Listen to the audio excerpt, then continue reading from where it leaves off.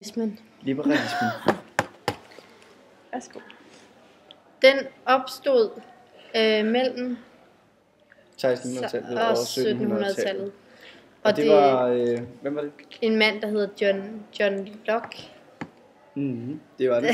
Der Nå, fik mand. ja, Det var han. også med i Lost. Og som også med i Lost. Ja. Og han synes, at alle skulle have personlig frihed. Ja, det gik han meget ind på. Så han fandt lige på en ideologi. Det gjorde han. Han opfandt en ideologi. En ideologi, Ja. det gjorde han. Og den kom til at hedde liberalismen. Liberalismen, ja, det er gjort. Så er der ideologiens menneskesyn, som er, at alle er ansvarlige over for sig selv. Du vælger selv, du har friheden til selv at vælge. Ja. Ja. og liberalismens samfundsopfattelse er, at man skal ikke være afhængig af hinanden. Det er altså, vi skal have et mekanisk samfund.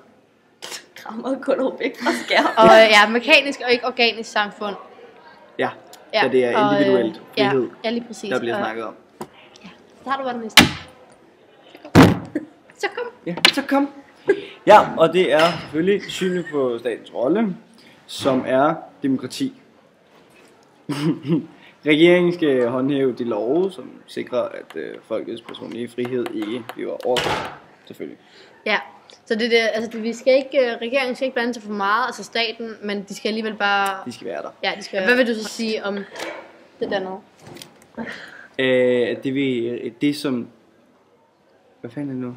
Liberalismen rigtig gerne vil have, det er en minimal stat, personlig frihed og mekanisme. Ja, altså som i mekanisk samfund. Et mekanisk samfund. Mit navn er Anders Fogh, jeg vil have minimal stat, minimal stat, minimal stat.